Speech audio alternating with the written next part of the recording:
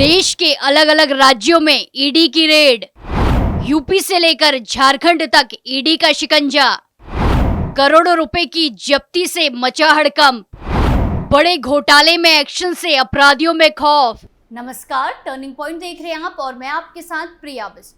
देश की सुरक्षा को मजबूत करने में जांच एजेंसियां एक अहम भूमिका निभाती हैं। चाहे वो किसी अपराधी को पकड़ना हो या फिर किसी भ्रष्टाचारी पर शिकंजा कसना हो। जब जांच एजेंसियां अपनी कमर कसती हैं तो अच्छे अपराधियों की बोलती बंद हो जाती है और उन्हें बचाने का कोई रास्ता नहीं मिलता। मोदी सरकार में अपराधियों और भ्रष्टाचारियों की कोई जगह नहीं है और जिसने भी भ्रष्टाचार किया वो सलाखों के पीछे गया, क्योंकि जिस तरह से जांच एजेंसियां एक्टिव रहती हैं उसे अपराधियों और भ्रष्टाचारियों का बच पाना नामुमकिन है। मोदी सरकार के शासनकाल में जांच एजेंसियों की ताकत बढ़ी है, जिसे वो अपराधी के गिरेबान तक सीधे पहुंचती हैं।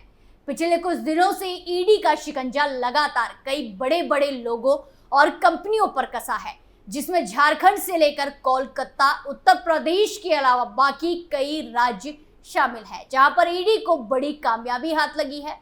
अब एक बार फिर से ईडी के हाथ करोड़ों का खजाना लगा है और इस भ्रष्टाचारियों के गिरेबान तक ईडी के हाथ पहुंच चुके हैं। तो क्या कुछ है पूरा मामला, सब कुछ आपको पॉइंट टू पॉइंट बताते हैं। जांच एजेंसियों का डंडा देश के अलग अलग राज्यों में चल रहा है, जिसमें ईडी की ताबड़तोड़ छापेमारी से अपराधियों और भ्रष्टाचारियों में खौफ का माहौल बन गया है।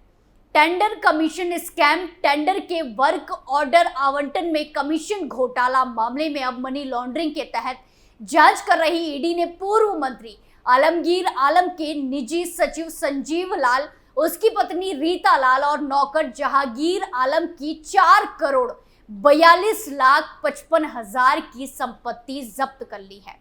स्थायी रूप से जब्त इन संपत्तियों के मामला अब एडजुकेटिंग अथॉरिटी के पास गया है, जहां से 180 दिनों में फैसला आएगा। ईडी ने इन सभी संपत्तियों को जांच में अवैध धन से अर्जित संपत्ति पाया है। जांच में स्पष्ट हुआ है कि संजीव लाल ने पद का दुरुपयोग कर उक्त संपत्ति अपने और अपनी पत्नी तथा नौकर के नाम पर खरीदी है। जांच में क्या तथ्य आए सामने? दरअसल जब्ती नोटों में ईडी ने इसका स्पष्ट विश्लेषण भी किया है। ईडी ने जब्ती नोट में इसका जिक्र किया है कि संजीव कुमार लाल ने पूछताछ में कबूल किया था कि कुल टेंडर का 3 से 4% राशि वसूला जाता था। इसमें वो मंत्री के शेयर के रूप में 1.35% राशि वसूलते थे। ये राशि सहायक अभियंता, कार्यपालक अभियंता से मुख्य अभियंता के माध्यम से वसूली जाती थी। राशि की वसूली नकदी में होती थी। सहायक अभियंता, कार्यपालक अभियंता संजीव लाल से कैश लेने के लिए किसी व्यक्ति को भेजने के लिए कहते थे। इस पर संजीव लाल अपने दोस्त मुन्ना सिंह के भाई संतोष सिंह को इंजीनियर से राशि कलेक्ट करने के लिए भेजते थे। इसके बाद संजीव लाल अपने नौकर जहांगीर आलम को रानी अस्पताल में मौजूद अभिनंदन मैरिज हॉल के पास स्कूटी के पास भेजते थे, जहां रुपयों से भरा बैग मुन्ना सिंह के भाई संतोष सिंह और फिर रिंकू सिंह जहांगीर को देते थे। वो उन रुपयों को अपने सर सैयद रेजिडेंसी में पहुंचाता था।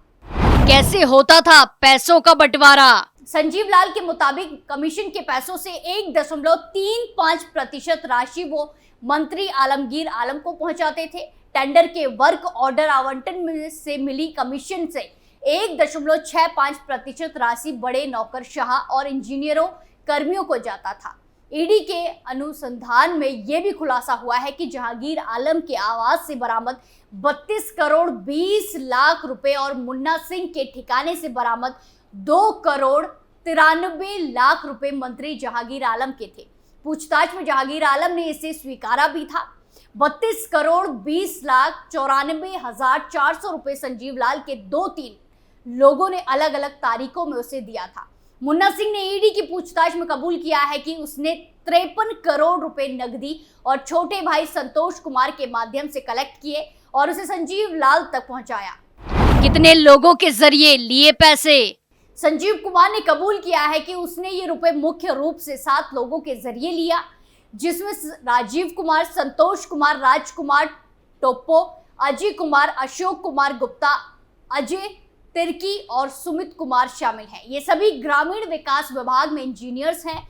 बिल्डर मुन्ना सिंह ने ईडी के सामने कबूल किया है कि संजीव कुमार लाल ने उसे 50 लाख रुपए नकदी के रूप में दिया था। ये संजीव कुमार लाल के बैरियातू रोड में यूनिवर्सिटी कॉलोनी के पीछे संस्कृत विहार रोड नंबर 3 में मौजूद घर के निर्माण के एवज में दिया गया था। 20 लाख रुपए विभिन्न सामग्री सप्लाई के लिए दुकानदारों को दिए गए थे। कितनी संपत्ति हो चुकी है जब्त? इस पूरे मामले में अगर जब्त की गई संपत्तियों की बात करें तो 3 अप्रैल 2023 को बरियातू में खरीदी गई 16.52 डिसमिल आवासीय जमीन को जब्त किया गया। ये जमीन वार्ड नंबर 9 में मौजूद बरियातू में खाता नंबर 143 के प्लॉट नंबर 440 पर है।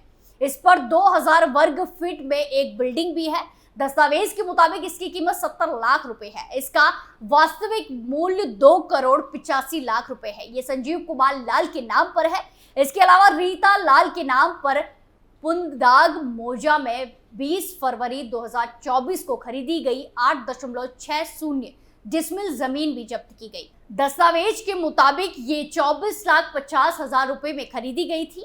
इसकी वास्तविक कीमत 47,30,000 रुपए है। इसके साथ ही जहांगीर आलम के नाम पर सर सैयद रेजिडेंसी में 18 नवंबर 2023 को खरीदा गया 995 वर्ग फीट का ब्लॉक बी में फ्लैट नंबर 1A भी जब्त किया गया।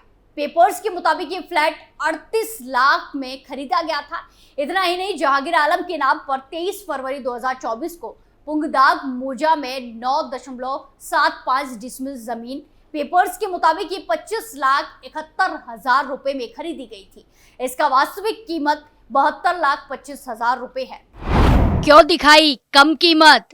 इस पूरी जांच में ये चीजें सामने आई है कि ज्यादातर अचल संपत्तियों की खरीदी में बड़े पैमाने पर नकदी का इस्तेमाल हुआ है। ईडी ने अनुसंधान में पाया कि डीड में बैंक के माध्यम से बहुत कम राशि का भुगतान हुआ।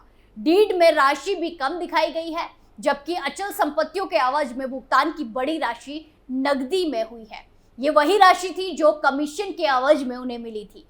वो यहाँ पर सवाल उठाते हैं कि आखिर ईडी यहाँ तक पहुंची कैसे और कहां से इस कहानी की शुरुआत हुई। तो चलिए इससे भी पर्दा हटाते हैं। दरअसल इस कहानी में एक नौकर काफी ज्यादा अहम है और वहीं से इस कहानी की शुरुआत भी होती है। ईडी को इस नौकर के घर से नोटों का पहाड़ मिला। 8 मशीनों से जब नोटों की गिनती पूरी हुई तब पता चला कि उसने घर में 32 करोड़ रुपए से ज्यादा कैश छिपा रखा था। लेकिन इस नौकर के पास सिर्फ इतनी ही दौलत नहीं मिली। जांच के दौरान ईडी ने कई नए और अहम खुलासे किए हैं। ये नौकर कई गाड़ियों और फ्लैट का मालिक भी है। साथ ही साथ इसके बैंक खातों में भी खूब पैसा है।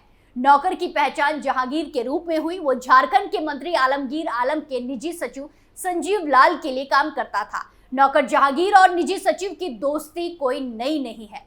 दोनों एक दूसरे को पिछले 15 सालों से जानते हैं। जहांगीर शुरुआत में मेडिकल लाइन में MR का काम करता था, वहीं से वो संजीव लाल के संपर्क में आया। झारखंड सरकार के ग्रामीण विकास मंत्री आलमगीर आलम के निजी सचिव संजीव लाल की काली कमाई से ही जहांगीर आलम करोड़ों का खर्च कर चुका है। उसके बैंक खाते में भी लाखों रुपए जमा होने का खुलासा ईडी की जांच में हुआ है। ईडी की जांच में ये बात सामने आई है कि जहांगीर को काम के बदले कुछ हजार रुपए का ही वेतन मिलता था, लेकिन उसने करोड़ों का खर्च फ्लैट और वाहनों की खरीद में किया। इसके अलावा जब ईडी ने कुंडली खंगालनी शुरू की तो फिर फंस गए मंत्री साहब और अब लगातार एक के बाद एक परतें खुलती ही जा रही हैं, जिसकी वजह से मंत्री साहब का बचना काफी ज्यादा मुश्किल हो गया है। वहीं अगर पिछले कुछ सालों का ईडी का रिकॉर्ड देखा जाए तो साफ तौर पर समझ में आता है कि ईडी पूरी तरह से एक्टिव है। बीते 10 सालों में ईडी ने 5,155 मनी लॉन्ड्रिंग की जांच शुरू की। यूपीए के कार्यकाल में 102 चार्जशीट दाखिल की गई। एनडीए के बीते 10 सालों में 1,281 चार्जशीट दाखिल की गई। मनी लॉन्ड्रिंग कानून के तहत ईडी की छापेमारी के मामले में 2014 से पहले के 9 सालों की तुलना में पिछले 10 सालों में 86 गुना बढ़ोतरी हुई है। वहीं पिछली समान विधि की तुलना में गिरफ्तारी और संपत्तियों की जब्ती लगभग 25 गुना बढ़ गई है। ये बातें जुलाई 2005 से मार्च 2024 के बीच उपलब्ध आंकड़ों के विश्लेषण में सामने आई है। मनी लॉन्ड्रिंग कानून पीएमएलए को 2002 में लाया गया था।